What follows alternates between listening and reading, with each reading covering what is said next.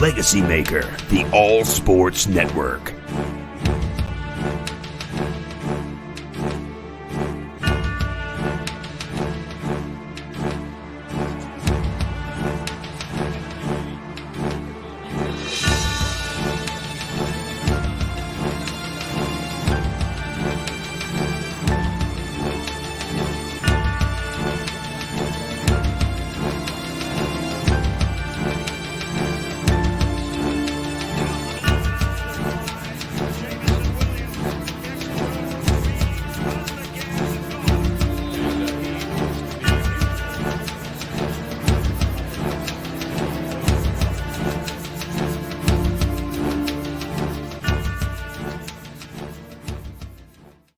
Ladies and gentlemen, welcome to Mock Draft Monday on the LegacyMaker Sports Network. I am your host, Cody Stewart, and we are 1 day away.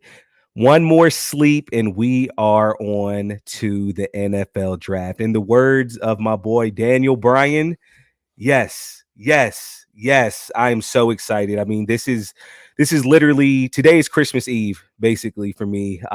Tomorrow being the NFL Draft, it's going to feel like Christmas morning. I'm pumped for it.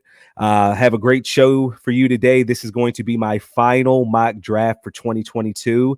And for the teams that don't have a first round pick, just stay tuned, fans, because I am going to make the picks for them at the end of the show for whatever their first pick is of the 2022 NFL Draft. But without further ado, let's go ahead and jump into this. On the clock, we have the Jacksonville Jaguars. So looking at the Jacksonville Jaguars and looking at their offseason, we can see that they brought in some pretty good guys. Evan Ingram at tight end, Christian Kirk at wide receiver, who got a lot of money.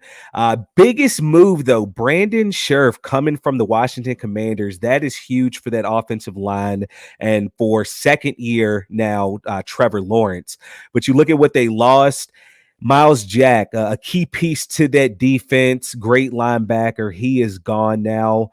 So, and you also look at their first round picks. Trevor Lawrence obviously last year. CJ Henderson no longer on the team. Their biggest pick, though, over the last 5 years outside of Trevor Lawrence, Josh Allen, the beast edge rusher.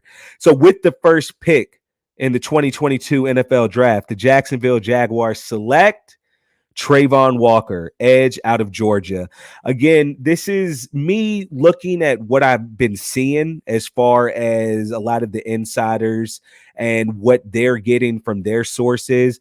And also looking at what the lines have as far as Vegas goes. You know, who do they see going, or what are the odds for the first overall pick, second overall pick, and so forth. And looking at it, Trayvon Walker looks to be the clear-cut favorite to go 1 overall. Again, I've said it before. The thing that concerns me with Trayvon Walker is his lack of production at Georgia. With a beast defense that he's had, I understand that everybody's going to be able to basically somewhat beef up their stats, be able to always be around the ball. But Trayvon Walker going number 1 overall with the lack of production is a little concerning. But I will say, and I do agree with what a lot of others say, he is a guy that has a high ceiling. As long as he can tap into that potential, he has the athleticism. It's there. He has the frame. I think he's, I believe, 6'4", 6'5", 285, a true defensive end, in my opinion, from what we've saw or seen back maybe 10, 15 years ago. So Trayvon Walker, I have him going to the Jacksonville Jaguars 1 overall. Moving on to the second overall pick, we have the Detroit Lions on the clock. Looking at what they did this offseason, somewhat quiet. Mike Hughes at cornerback, bringing in DJ Shark from the Jacksonville Jaguars, and looking at what they lost, Trey Flowers. I wouldn't necessarily say that's huge for them. I do understand that he was able to bring a lot of production a couple years ago, but he does have some injury concern. And looking at what they did, or excuse me, what they've done over their past 5 years as far as the first round picks go, excuse me. Penei Sewell, huge and great pick for them last year, an anchor on that offensive line. Jeff Okudah in 2020, he didn't necessarily have the best 2 years so far, so hoping he can bounce back. TJ Hockenson, a very good pick for them. He's a very good and up-and-coming tight end. So with the second overall pick, I have the Detroit Lions going with Aiden Hutchinson, edge out of Michigan. There's been a lot of talk saying that there's a good chance that Kayvon Thibodeau goes here. But the more I look into it, the more I say I cannot see the Detroit Lions passing up on the talent that Aiden Hutchinson has, especially that he's been in their backyard for the past 3 or 4 years. Excuse me. I'm sorry about this cough. My allergies acting up. So, I mean, looking at the Detroit Lions, we know that they have holes everywhere on that team. They need to fill some of the biggest holes, which is edge. They ranked 31st last year in combined sacks. So that's a very big need that they have, and Aiden Hutchinson should be able to come in and fill that. Moving on to the third overall pick, we are at the Houston Texans. And taking a look at their offseason, it's no other way to say this. Biggest loss, Deshaun Watson. The Texans didn't have Deshaun Watson last year in general, and that's why they have the third overall pick now. They do move him to the Cleveland Browns, and they did get a very nice haul for them, but just seeing how good Deshaun Watson was for the Houston Texans over the past 3 to 4 years, it's going to take a lot to be able to fill that hole. Their first round picks over the past 5 years, you take out Deshaun Watson, Titus Howard, you see that was back in 2019. So this is the first round pick that the Houston Texans has had in the last 3 years. Titus Howard hasn't necessarily been that great on the offensive line. They do have a decision to make, I believe, next year if they're going to pick up that 5th-year option. I would lean to no as of right now. Will Fuller, he's no longer on the team. And you go back, normally what you see right there on the past first-round picks, it's supposed to be their last 5 picks. And as you see, their 5th was back in 2014. So this is a team over the past decade or so that hasn't had that many first-round picks. But with them on the clock right now, I had the Houston Texans going with Ahmad Gardner, cornerback out of Cincinnati. Lovie Smith is now the head coach for that team. He's going to have a little more say in who they choose in the draft process. Ahmad Gardner, every time I talk about him, the first thing I bring up is his size, and who wouldn't? This guy is 6'3", 33.5-inch arms, very athletic. A lot of people knock him because he played for Cincinnati. They don't necessarily play the best competition, but Ahmad Gardner, he showed in that playoff game against Alabama that he can hold his own. He did very well in that game. Ahmad Gardner, the pick for the Houston Texans at 3 overall. Moving on to the New York Jets on the clock at pick 4. You look over here. I like what they did this offseason. You bring in Laken Tomlinson to fill a guard position. You bring in the Bengals former tight end CJ. I'm not going to butcher his last name, but y'all can see it on the graphic. Another big pickup, DJ Reed coming from Seattle to the Jets. That's going to help out that cornerback position. And, I look at what they lost. Marcus May, that might be a big loss for them, but I'm not. A lot of people think the Jamison Crowder loss is going to be huge for them. That's been a guy who, he's had some injury history as well. He can't stay on the field. So I don't think that's going to be as big as many are making it. Their last first round pick, Zach Wilson, obviously, and Elijah Vera Tucker, 2 good picks last year in 2021. Mekhi Becton, that is a very interesting pick, and I say that because there was a report that came out today saying that at one point last year, he weighed over 400 pounds, and that's not ideal for anybody in the league. So there's a lot of rumors saying that they very well could look to move on from Becton right now and draft an offensive lineman. But with the 4th overall pick, I had the New York Jets selecting Kayvon Thibodeau, edge out of, I don't know why I put Florida State. I meant to put Oregon. I do apologize about that. Kayvon Thibodeau, I've said this time and time again. He is, in my opinion, the best edge rusher in this class. 6'5", a long frame, very athletic, very strong.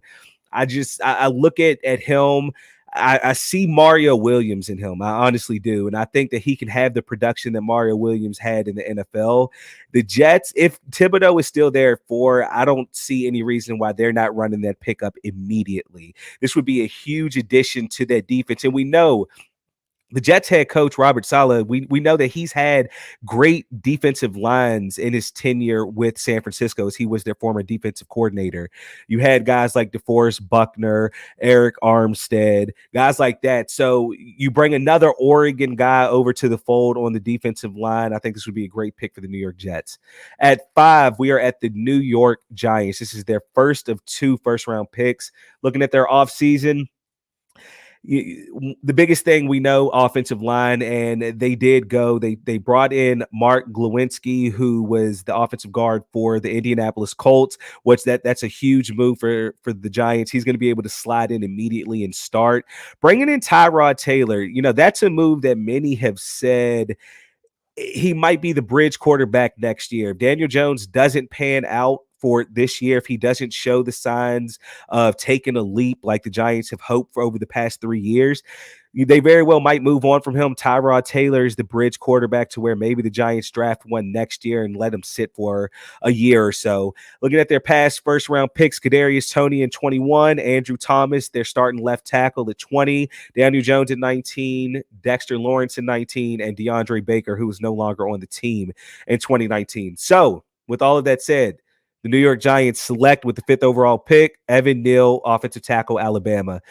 Evan Neal, the versatility, it does not go unnoticed. This is something that I believe every offensive line needs. You need a guy who has insane versatility, and that's what Evan Neal has. He played every position on the Alabama offensive line besides center. You can plug him in at right tackle, left guard, right guard. It doesn't matter. You can put him on that offensive line, and he'll be able to compete and do well at that position.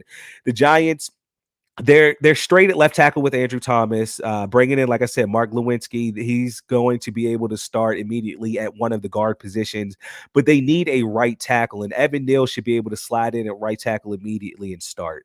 Moving on to the 6th pick, we are at the Carolina Panthers.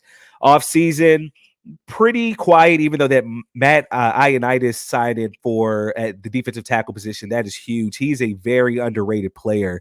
Looking at what they lost, Hassan Reddick, that is a big loss for them. I believe it was about 13 or 14 sacks last year, and he goes to the Philadelphia Eagles this offseason. In my opinion, though, I do say, looking at their past first-round picks, excuse me, the Carolina Panthers, they've done well. J.C. Horn showed very good promise last year until he got hurt. Derek Brown is a clog on that defensive line. Brian Burns, we know he's a great edge. DJ Moore is doing really well. Then Christian McCaffrey, he needs to stay on the field. We understand his injury history, but he's doing very well. So moving on and looking at who they pick at 6 overall, a lot of people think that they're going to go quarterback. I had them going Akeem Ikwanu, offensive tackle, NC State. This is probably, in my opinion, the toughest pick in the whole draft right here, as far as trying to predict where they go. As I said, so many rumors saying that they want to go with a quarterback, and I can understand that. But at the same time, looking at Matt Rule, knowing that he is on the hot seat, they need to show some sort of production, some sort of leap this year as far as their win total. Bringing in a rookie quarterback, I don't believe is going to do that, especially this rookie class. A Kenny Pickett, a Malik Willis, a Desmond Ritter, it doesn't matter. Those guys are not going to be able to come in and get you more wins than what you had last year. Offensive line is a huge need for this Carolina Panthers team. So you go with who a lot of people think is the best offensive lineman in this draft, Akeem Ikwanu at 6. Back up on the clock, we are at the New York Giants at 7 overall. And we already saw them take an offensive lineman at 5 and Evan Neal. There's some needs on defense that they need to address. So with the 7th overall pick, I had the New York Giants selecting Derek Stingley, cornerback out of LSU. I look at this pick and I look at who the New York Giants have at defensive coordinator now, Wink Martindale, who came over from the Baltimore Ravens.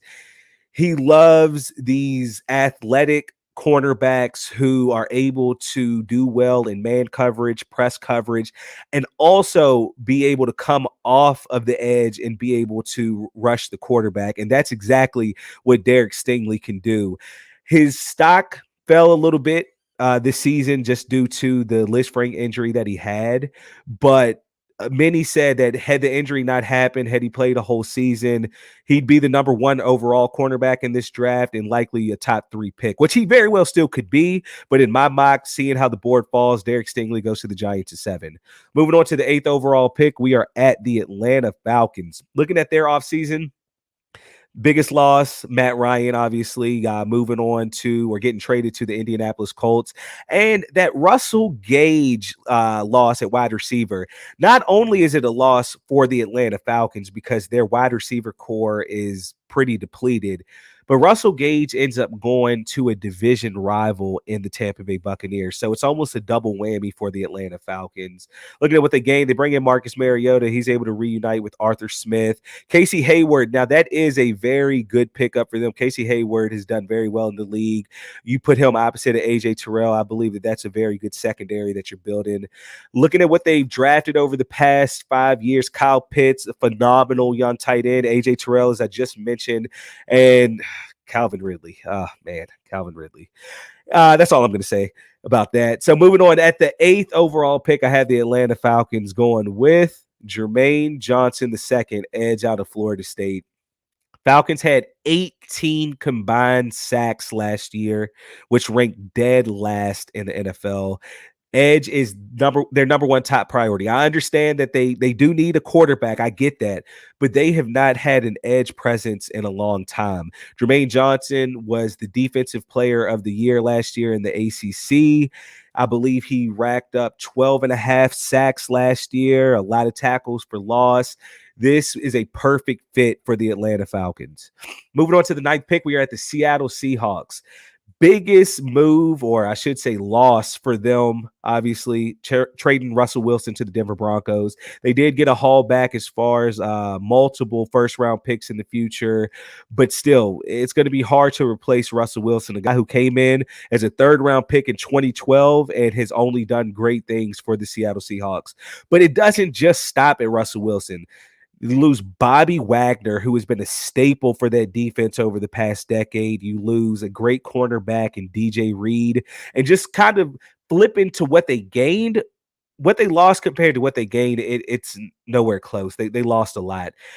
The Seahawks, as far as what they've drafted, this is a team who I'm going to be honest with you. I think as far as first round picks go, they are the worst team at drafting in the first round. You look at what they've taken: Jordan Brooks in 2020, LJ Collier in 2019, Rashard Penny. Don't get me wrong, he's good.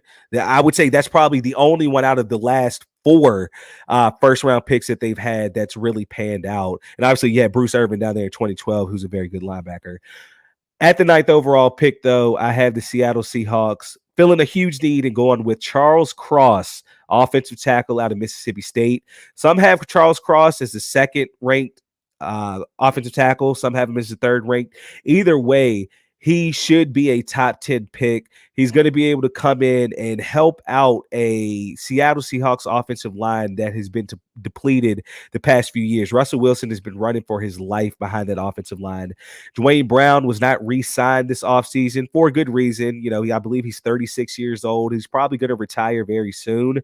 So bringing in Charles Cross should help out not only that offensive line, but the run game for Rashard Penny, and also whichever quarterback they decide they're going to roll with, or even in the future if they draft one next year. At 10, we are back at the New York Jets. This is their second first-round pick of the night, and I have them going with wide receiver Jamison Williams out of Alabama. This is my number 1 wide receiver. Some have him fallen a little bit just for the simple fact of his injury that he sustained last year.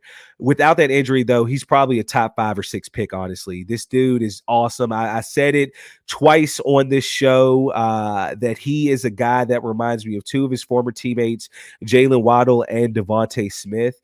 And, you know, the Jets do have a decent wide receiver core. Don't get me wrong. You look, they have Corey Davis, they have Elijah Moore. You know, I understand they have some pieces there, but Jamison Williams is going to be able to be that guy that can take the top off the defense if needed. You give him a little space, like in a screen scenario, and he's going to be able to, as long as he has some space, he's going to be able to make things happen. This is going to be a huge weapon for Zach Wilson. At 11, we are at the Washington Commanders. They gained Carson Wentz. And yes, you heard me sigh.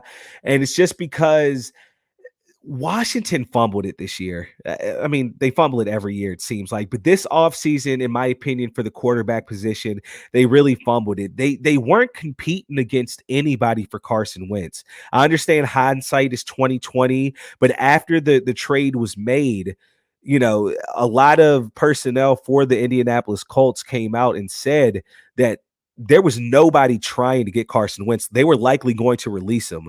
But instead of being patient, the Washington Commanders decided to go ahead and give them some picks to get Carson Wentz and also take on his huge contract, which in return made them cut guys like Landon Collins. And you look at what they lost, though. Tim Settle, that is a huge loss. He's another underrated defensive lineman in the league.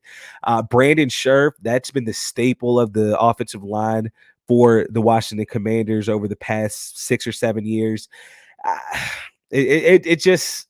I don't know. It just wasn't that good of an offseason for the Washington Commanders. And you look at what they've done in the past few first rounds: Jamin Davis, Chase Young, Dwayne Haskins, RIP, Montez Sweat, and Daron Payne. And actually, a report came out saying that the Washington Commanders are likely not going to extend Daron Payne. So he will likely be a free agent very soon.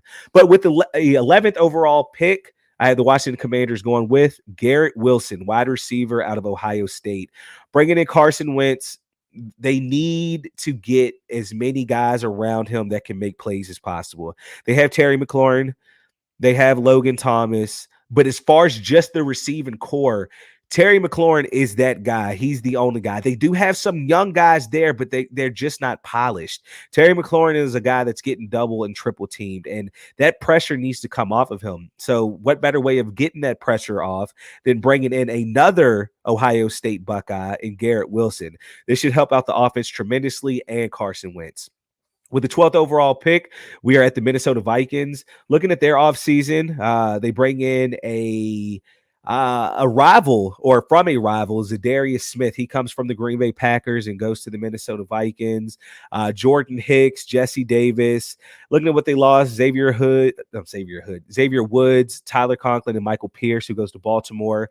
Their past first-round picks: Christian Darrisaw, the great young wide receiver Justin Jefferson, Mike Hughes no longer on the team, Garrett Bradbury. So with the 12th overall pick, I have the Minnesota Vikings going with Kyle Hamilton, safety out of Notre Dame. Who's the last safety that went in the first round pick, or that went as a first round pick from Notre Dame? That would be his would-be teammate that I have in Harrison Smith. So Kyle Hamilton goes to the Minnesota Vikings. This is a need for them, just for the simple fact that Harrison Smith is getting a little older. The contract isn't necessarily that great for Minnesota. They might look to try to get out of that contract in the next year or two. So you bring in Kyle Hamilton, who I believe is one of, if not the best prospect in this draft. And again, the reason he's fallen in this draft is due to what they call a slow 40 time. He ran a 4.59. I wouldn't call that slow. But I had the Vikings going with Kyle Hamilton at 12 overall. Back on the clock, we are at the Houston Texans at 13 overall. And we already saw them take Sauce Gardner with the 3rd overall pick. Some say that they're going to double dip on defense this year, but just seeing how the board fell and who's off of it, they got to get that young quarterback David Mills some more weapons outside of Brandon Cooks. So with the 13th overall pick, I had the Houston Texans going with Drake London, wide receiver out of USC. He has amazing size at 6'4", 220. And again, Brandon Cooks is the complete opposite. Brandon Cooks is the speedster. Drake London is that possession guy. So I think that this would be a very good fit for the Houston Texans and Drake London. And again, you got to get that young quarterback, because it seems like, or it sounds like, they're going to move forward with him. Obviously, they're going to give him, this year to really show, hey, does he show the same potential that we saw last year, or do we need to look another way? And what better way of being able to see what you have in a young quarterback than getting him a big weapon like Drake London? Moving on to the 14th pick, we are at the Baltimore Ravens. Looking at their offseason, Bringing Marcus Williams from I believe he came from the New Orleans Saints. I could be wrong. And Michael Pierce, as I said earlier. I wouldn't necessarily say they lost too much. Looking at their first round picks over the years, Rashad Bateman, he was injured for the most part of last year. So that's going to be a very good welcoming for Lamar Jackson to get this guy fully healthy. Bateman, he played at Minnesota college, the Minnesota Gophers. He was a beast there. If he can just replicate what he did there for the Baltimore Ravens, it's going to bring the Ravens back into the playoff picture.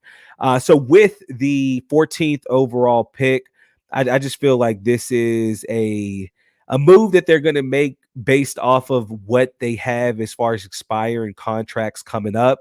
I had the Ravens taken Trent McDuffie, cornerback out of Washington. We know the Ravens love their cornerbacks. You look at what they have on the team, Marlon Humphrey, Marcus Peters, and looking at that Marcus Peters contract, this is something that after this year, he will be a free agent. So you don't have to sign a guy like Marcus Peters to a 2-3 year, $30 million deal, taking up a lot of cap. You'll be able to use that cap space in other areas on the team, like maybe a Lamar Jackson extension. But Trent McDuffie, a very physical corner. Absolutely.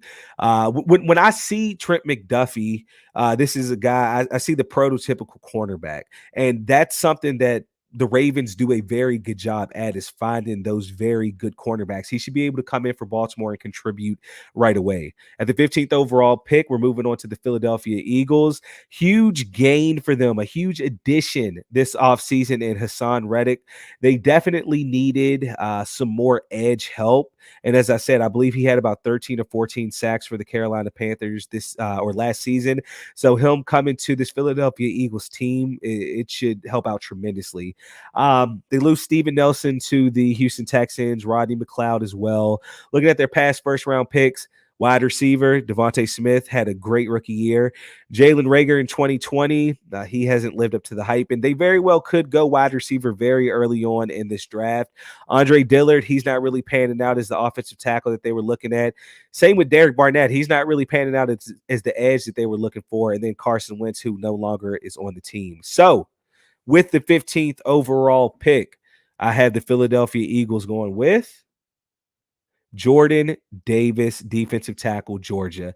Listen, if Jordan Davis falls to the Eagles, that's scary. And I say that because the Eagles released Fletcher Cox this offseason, but then signed him back for a one-year deal. It was just basically a cap move. But we know Fletcher Cox is getting older. He doesn't have that many years left in the NFL. So you bring in a Jordan Davis who's going to be able to learn from Fletcher Cox, probably the second best interior defensive lineman in the league outside of Aaron Donald. And that's just going to be scary. Jordan Davis is a huge guy. I believe he's 6'6", 340 pounds. He ran like a 4.79 40. Nobody that big should be running that fast, but he did. So if Jordan Davis falls to the Philadelphia Eagles like I have, it's going to be very scary for everybody else in the league. Moving on to the 16th overall pick, we are at the New Orleans Saints. Seeing their offseason, they lost Marcus Williams. Malcolm Jenkins retired. Huge loss in Terron Armstead, their offensive tackle, left tackle. He goes to the Miami Dolphins. So that's going to be a big hole that they have to fill. They were able to fill the Marcus Williams loss with Marcus May, but you bring in Andy Dalton, who will be the backup quarterback to Jameis Winston. Taco Charlton, he's kind of been a journeyman in the league after being drafted by the Dallas Cowboys in, I believe, 2017. Looking at their past first-round picks, Peyton Turner, edge, Cesar Ruiz, who's a very good interior offensive lineman, Marcus Davenport, Marshawn Lattimore, and Sheldon Rankins. So with the 16th overall pick in the 2022 NFL Draft, I have the New Orleans Saints taking Chris Olave, wide receiver out of Ohio State. We know Michael Thomas was out all year last year, and it showed for the New Orleans Saints. The receiving core wasn't doing much. They were playing musical chairs at quarterback, but not having that bona fide star wide receiver, that sure-handed wide receiver. It hurt the Saints big time. So you're hoping Michael Thomas comes back fully healthy, but you also give him somebody that should be able to take some pressure off him. Chris Olave was the second option with Ohio State, but even if Garrett Wilson wasn't there, Chris Olave would have been able to step up as a wide receiver one and produce and help out the Ohio State Buckeyes as well. So Chris Olave to the Saints, that's a match made in heaven for both parties. Moving on to the 17th overall pick, we're at the Los Angeles Chargers, and this has probably been the team that's had the best offseason, in my opinion. You look at what they gained offensively, they've been fine, right? You know, they have a young quarterback going into his third year in Justin Herbert. You have Austin Eckler, who can do it all. Keenan Allen, you re-sign Mike Williams. So you didn't necessarily need to do much on the offensive side. It was the defensive side that you really needed to worry about, and they absolutely addressed everything. J.C. Jackson, the prized possession that they were able to sign this offseason. They make a trade for the fierce pass rusher, edge, Khalil Mack. You bring in Austin Johnson at defensive tackle. This team has shown that they're going all in. Like, their window is now. They're ready to go. They're ready to compete in that bloodbath of a division, the AFC West, and they're ready to get a Super Bowl. I mean, you look at that first round picks over the past 4 to 5 years. Rashawn Slater, all-pro offensive tackle in his rookie year. Justin Herbert, as I just mentioned. Kenneth Murray, Jerry Tillery, and Derwin James. This is going to be a scary team, and guess what? They still have a first round pick to make. So with the 17th overall pick in the 2022 NFL draft, I have the Los Angeles Chargers going with Trevor Pennant, offensive tackle out of Northern Iowa. I brought up Rashawn Slater, had a monster season in his rookie year last year. He was able to hold down the fort on the left side of the offensive line, but they need to bring in some reinforcements on the right side of the offensive line. Trevor Pennant, this is another guy who's huge. He plays with a mean streak in him. Being able to put him on the right side is Justin Herbert's not going to have to worry. I understand that there are some teams in that AFC West who've brought in some great edge rushers, but having Trevor Pennant on one side and Rashawn Slater on the other, Justin Herbert will be able to sleep well at night. Moving on to the 18th pick, we're back at the Philadelphia Eagles. I have the Philadelphia Eagles going Andrew Booth, cornerback out of Clemson. Again, they have Darius Slay, who's a shutdown corner, but that's all they have in that cornerback room. They need to bring in somebody else. Andrew Booth, this pick right here, I was on the fence, and I'll tell you why. This week, and I mean, you can even say last week, normally maybe the last week to 2 weeks before the NFL draft hits, it's smokescreen season. You have guys that put out all of these rumors and you know, just all of this news comes out, and you don't know what's true, what's not true. There's a lot of people that say that there could be some injury concerns for Andrew Booth. Some say that he very well might not even be a first round pick. But when you look at the tape, you look at the team that he played for, he comes from a winning pedigree. Andrew Booth would be able to help out any cornerback room, any team, any secondary. I had the Philadelphia Eagles going with Andrew Booth out of Clemson. Back up is the New Orleans Saints with the 19th overall pick. And here we go. First quarterback off the board, Malik Willis, and I have Chris Olave as the picture. I do apologize about that, y'all. I got to double and triple check these things, but I do have them going with Malik Willis, wide receiver. I'm sorry. See, I got myself mixed up. Quarterback out of Liberty. We have the first quarterback off the board. And again, I said it last week. I don't see a team trading a future first round pick like they did with the Eagles about a month ago when they ended up getting the 16th and the 19th pick, and the Eagles get the 15th and the 18th pick. The Saints had to give up a first round pick next year. I believe it was a second round pick in 2024. I don't see a team making this type of trade if they're not going to take a quarterback. We know they have Jameis Winston as their starter, but he's not getting paid high dollar money. He has some injury concerns. He is getting older, as everybody does each year. It's time to bring in your guy. Sean Payton is no longer there. There's a new head coach at the helm. New coaches normally want their guy. That's why I have the New Orleans Saints taking Malik Willis, quarterback out of Liberty. Moving on to the 20th pick, we are at the Pittsburgh Steelers Looking at their offseason, big gain in Miles Jack, big gain in Levi Wallace. You bring in Mitch Trubisky, who he had a year to learn under the Buffalo Bills regime and the great young quarterback in Josh Allen. So who knows? Maybe Trubisky's able to come in and be the guy that many thought he was going to be in Chicago. Looking at what they lost, they lost a lot of wide receivers, though. Pittsburgh did. Juju Smith-Schuster, James Washington, Ray McLeod. So you're looking at that receiving core. Really, all they have is Chase Claypool.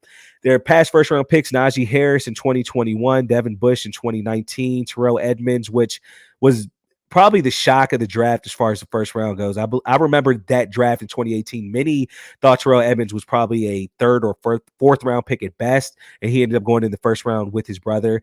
TJ Watt, the defensive player of the year in 2021, and then Artie Burns, who was no longer on the team. So with the 20th overall pick, the Pittsburgh Steelers select Desmond Ritter, quarterback out of Cincinnati. Yes, he is the second quarterback off the board. Probably the past month leading up to the draft, all you've heard is Desmond Ritter is a winner. Desmond Ritter is killing it in the interview process with these teams. Teams absolutely love Desmond Ritter. Teams are saying that he is the leader that they want a quarterback to be. Those things help you become a first-round pick. Desmond Ritter, again, like the knock on Sauce Gardner, who went 3 overall to the Houston Texans in this draft, he played at Cincinnati, so people say that he didn't play up to the competition like an SEC, like an ACC, a Big Ten. But still, Desmond Ritter put up great numbers in his tenure at Cincinnati. He looks like a Steeler. I believe you get him under Mike Tomlin, Desmond Ritter can have a very good career. I have the Steelers going Ritter at 20 overall. Moving on to the 21st overall pick, we have the New England Patriots. Huge loss. J.C. Jackson, big. Shaq Mason, big. Look at what they gained. They bring in Jabril Peppers, who's hoping to be able to get back to where he was when he was with the Cleveland Browns. Bring in Devontae Parker in a rare interdivision trade. Past first-round picks, I said the Seattle Seahawks are probably the worst team to draft at picking in the first round. I might have to put the Patriots at a close second. And you just look at what they have. Sony Michel, who they drafted in 2018, no longer on the team. N'Keal Harry, he's on the team. He's probably likely going to be gone. They've made other questionable moves in the past. They did hit on the Mac Jones, at least from what it looked like last year. If Mac Jones can just take an even bigger step next year, the Patriots are going to be a scary team where people are probably going to start yelling out another dynasty is coming. So with the 21st overall pick, I have the New England Patriots going Devin Lloyd, linebacker out of Utah. There are some concerns on Devin Lloyd with his age. He's actually going to be 24 when the season starts. So most of the time you're saying these college kids that are being drafted are normally about 21, 22 years old. So Devin Lloyd having about 2 years on them, that is a little cause for concern, but I just look at the production that he was able to do at Utah. He was the staple of that Utah defense. Devin Lloyd, he can cover linebackers. He can cover running backs. He can make the tackles in the open field. He can rush the passer if needed. I'm going to be honest with you. I see a lot of Micah Parsons and Devin Lloyd. So if the New England Patriots are able to hit on that, that's going to be huge. Moving on to the 22 overall pick or 22nd overall pick, we are at the Green Bay Packers. Another team that had a pretty interesting offseason. They trade the best wide receiver in the league, Devontae Adams, to the Las Vegas Raiders. They lose Zadarius Smith to a rival in the Minnesota Vikings. They lose MVS to the Kansas City Chiefs. Looking at what they gained, Jaron Reed, that is a very big acquisition for them. I get it. You have to sign somebody at wide receiver because all you have is Allen Lazard and Randall Cobb. I get it. But Sammy Watkins isn't really moving the needle in the wide receiver core. Looking at their past first-round picks, this has been a team, if you take out that Jordan Love pick in 2020, they've been very good in the first round. Eric Stokes, Rashawn Gary, Darnell Savage, Jari Alexander. This has been a team that's been able to hit on a lot of first-round picks, and guess what? They have 2 of them this year. So with the 22nd overall pick, I have the Green Bay Packers going with Treylon Burks, wide receiver out of Arkansas. Again, I said it in our NFL draft special that we did here on the Legacy Maker Sports Network this past Sunday.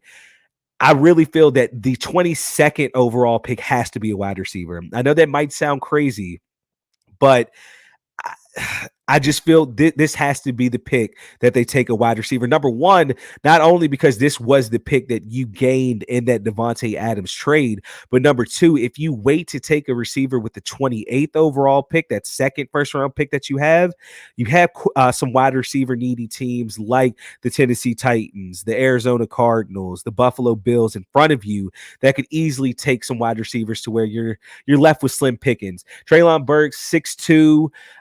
He's a possession receiver as well. You give him some space, he can make guys miss. This would be a match made in heaven for the Green Bay Packers. Moving on to the 23rd overall pick, we are at the Arizona Cardinals, and Arizona, they lost one of the best edge rushers in the league, Chandler Jones. He goes to the Las Vegas Raiders. Big acquisition for the Raiders, huge loss for the Arizona Cardinals. Looking at what they gained, bringing Will Hernandez. He had a mediocre career with the New York Giants, looking for a little revival in Arizona. Looking at their past first round picks, Zaven Collins, Isaiah Simmons, Kyler Murray, Josh Rosen no longer on the team, and Hassan Reddick no longer on the team. So with the 23rd overall pick, I have the Arizona Cardinals going with George Karlaftis, edge out of Purdue.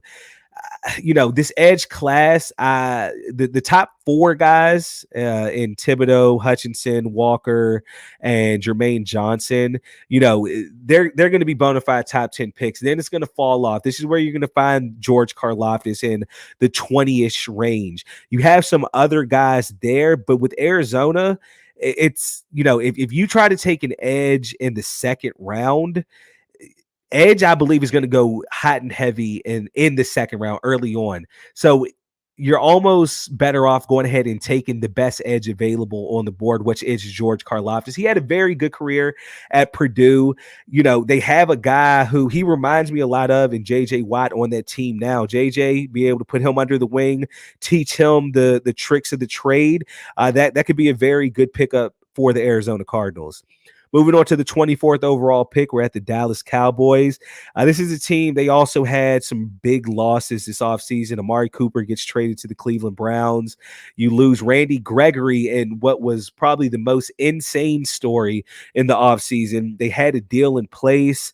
Then at the last second, or after the deal was signed, Dallas tried to do something different in the contract, and Randy Gregory wasn't having it, so he ends up signing with the Denver Broncos.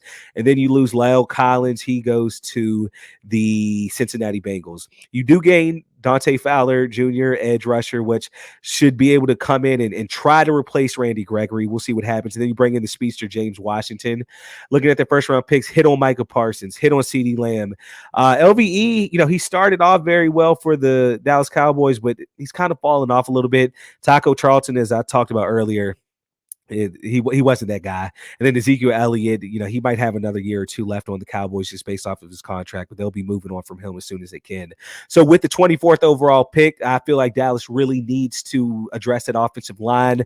I have them going with Zion Johnson, interior offensive lineman, Boston College. He's likely projected to be one of the starters at one of the guard positions, but he can, if needed, he can play outside.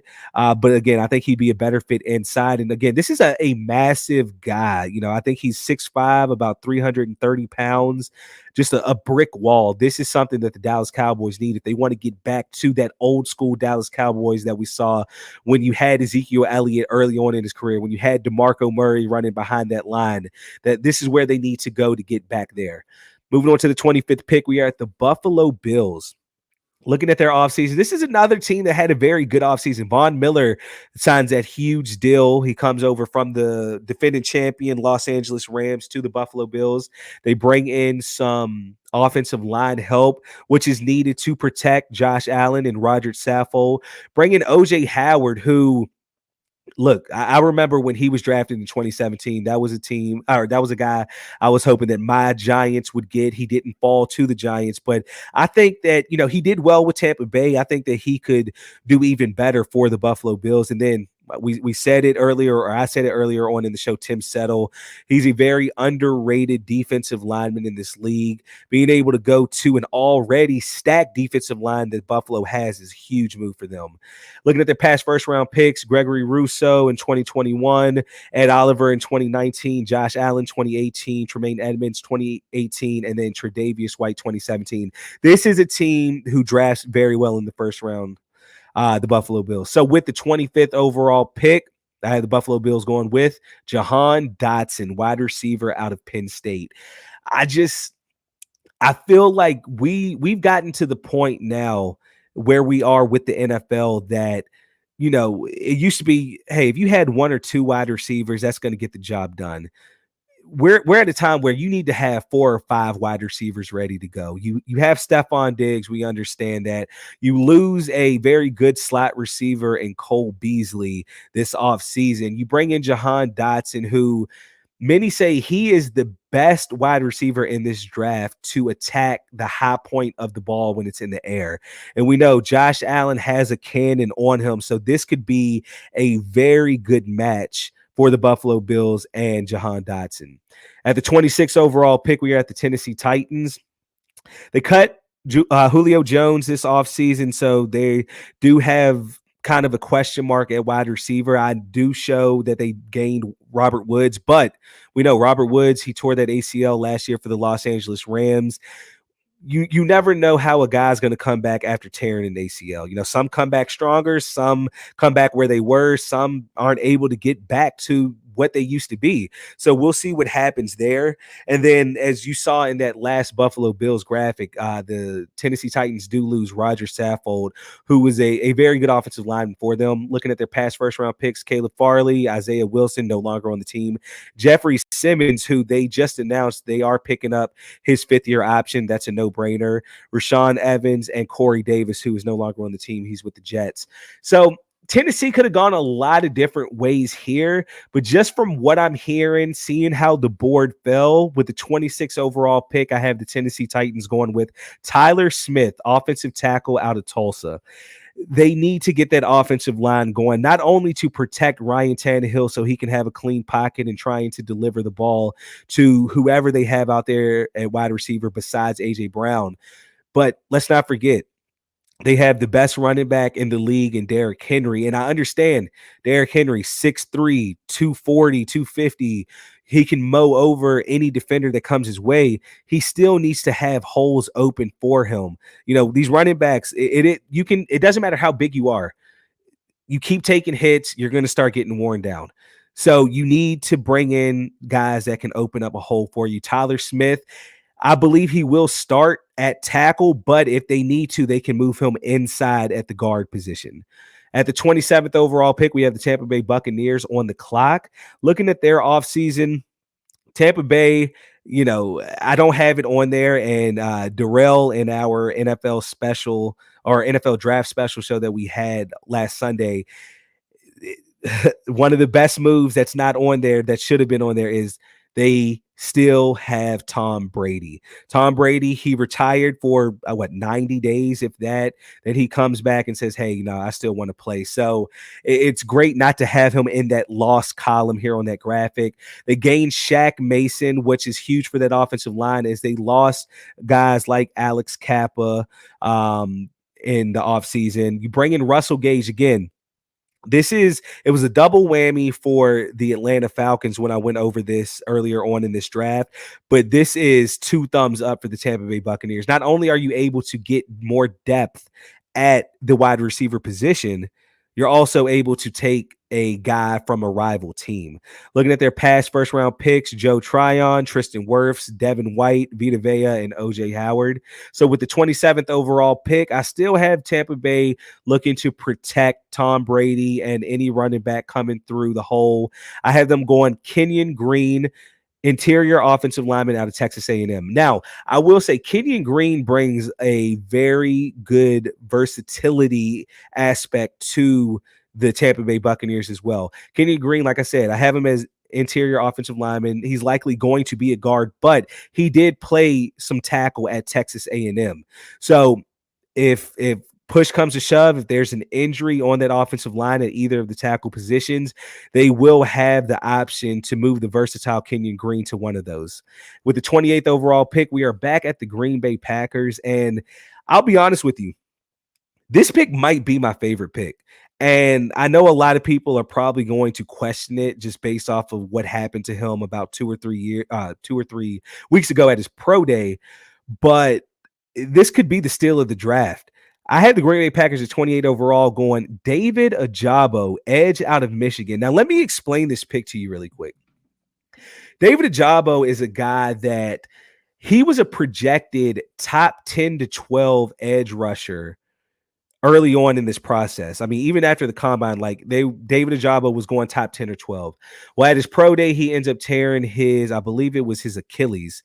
And of course, an injury, number one, that's significant. And number two, that close to the NFL draft, it's going to move you down the board because these teams want guys who are going to be able to produce right away. But in comes the Green Bay Packers. And I said this in the NFL draft special that we had. Any team probably from about 25 to 31 in this year's first round, they should really give a long look at David Ojabo. We know he's not going to play this year. We get that. But here's the thing. He's able to fully heal, stay in shape. You're now saying that this is going to be a top 10 projected guy before the injury to come in 2023 and wreak havoc. The good teams are able to do this because, number one, they're a good team.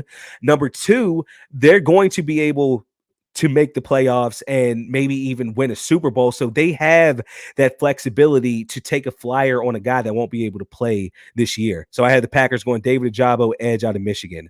Moving on to the 29th pick, we are at the Kansas City Chiefs. And looking at what they did this offseason, of course, big losses with Tyreek Hill. He gets traded to the Miami Dolphins. Tyrann Mathieu, he's still a free agent, but it doesn't look like he's going to be re-signed by the Kansas City Chiefs.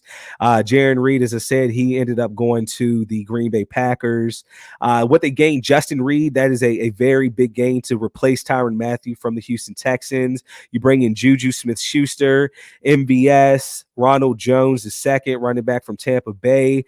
And then looking at their past first-round picks, Clyde Edwards-Helaire, we're still trying to figure out exactly how good of a running back he's going to be. He was injured last year, didn't really have the production. Patrick Mahomes, obviously they hit on that. Marcus Peters, even though he's not on the team anymore, he was a very good cornerback for them. So with the 29th overall pick, I have the Kansas City Chiefs going Kyler Gordon, cornerback out of Washington.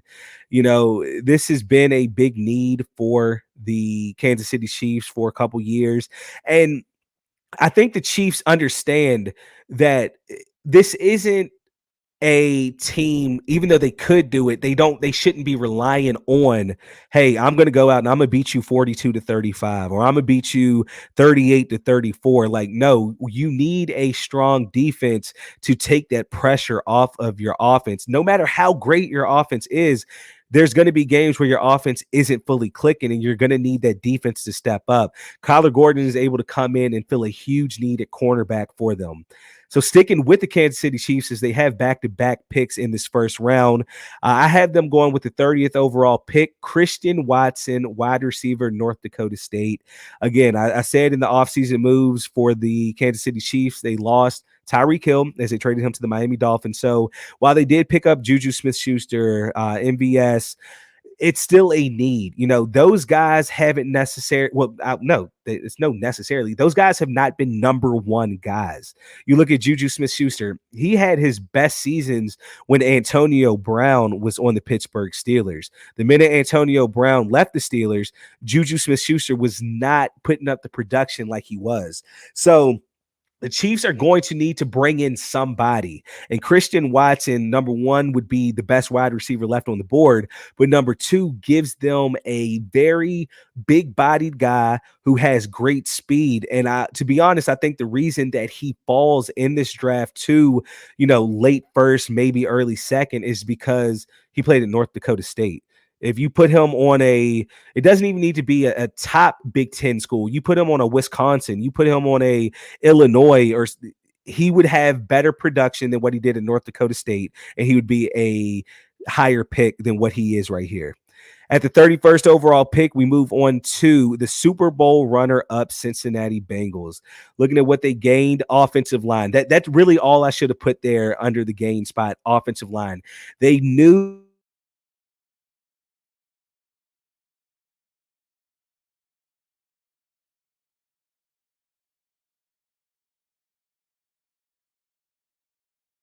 that they need Collins. They bring in Alex Kappa. They did lose CJ, his last name, I'm not going to butcher it, which is a very big loss. But looking at this tight end class, I believe that they will be able to fill that position in the later rounds. And then you look at those first round picks, those last two, Jamar Chase in 2021 and Joe Burrow at 2020. That's really all that's needed to be said. Those are the pillars of this franchise right now. So with the 31st overall pick, I have the Cincinnati Bengals going with Daxton Hill, safety out of Michigan. So Cincinnati, they did, if I'm not mistaken, franchise Jesse Bates, their safety. But Daxton Hill brings a lot of versatility. Not only is he able to just play safety, he's also able to play the nickel corner if need be. So he's able to actually come in and fill a few different positions. He can kind of be a Swiss Army knife, kind of like how Kyle Hamilton is, in my opinion. Moving on to the 32nd overall pick and last pick of this first round, we have the Detroit Lions. We saw them with the second overall pick. They go Aiden Hutchinson, edge out of Michigan. So many rumors as to what could they do with the 32nd overall pick. Some say, hey, they're going to go wide receiver because they really need that. They don't really have top tier wide receivers on their team. Them and the Falcons are probably tied with the worst receiving core in the league right now. But they also have the 34th overall pick, which is the second pick in the second round. So you're saying they have a pick at 32, skip, then boom, 34. I think that they try to get that fifth-year option on another position. So with the 32nd overall pick, I have the Detroit Lions going with Matt Corral, quarterback out of Ole Miss. Many say that Matt Corral is a bystander or an innocent bystander of not having any sort of talent as far as the wide receiver, tight end, running backs go for Ole Miss this past season. And I mean, I can somewhat see that. He had guys in, 2020, 2021. I'm sorry, 2019, 2020, 2021. It did kind of fall off as far as who he was throwing the ball to, but he still put up pretty good numbers. I think a team is going to take a flyer on Matt Corral here in the first round, get that fifth-year option, and just see what he can do when he does have pro athletes around him.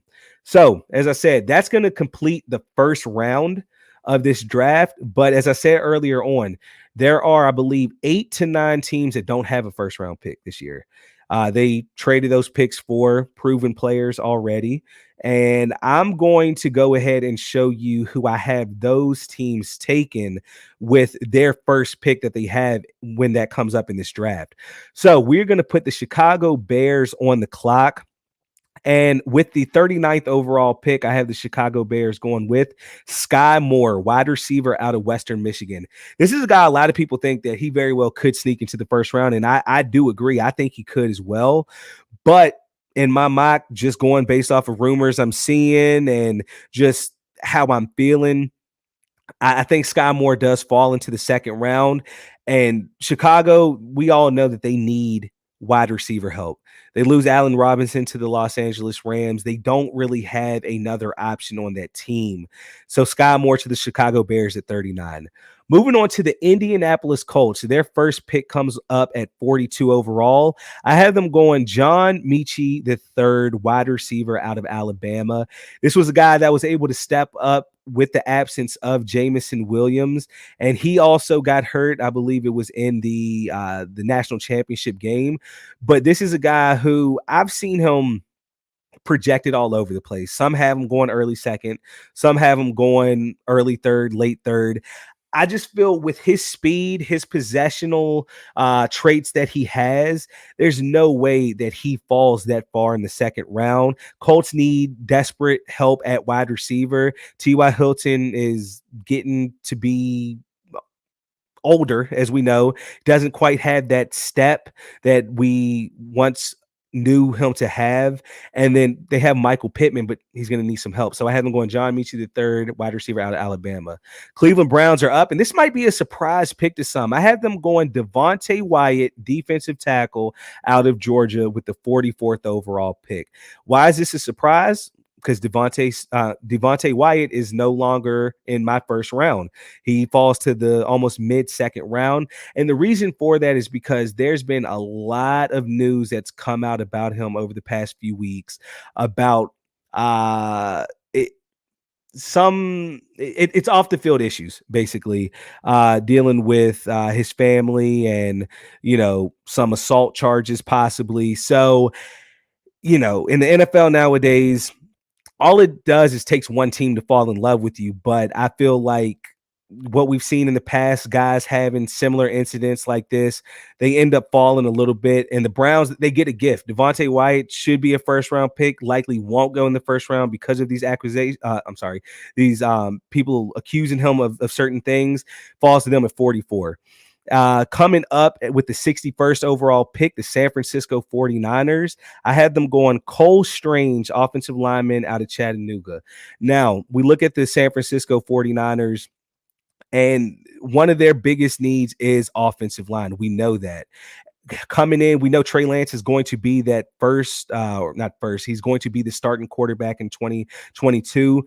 We got to keep this guy, which this would be his first year starting. We got to keep him up. We got to give him a clean pocket so that he can make the throws that he needs to. Cole Strange should be able to come in and do that. Moving on to the next pick, which is the Denver Broncos at 64 overall. I have them going Logan Hall, edge out of Houston.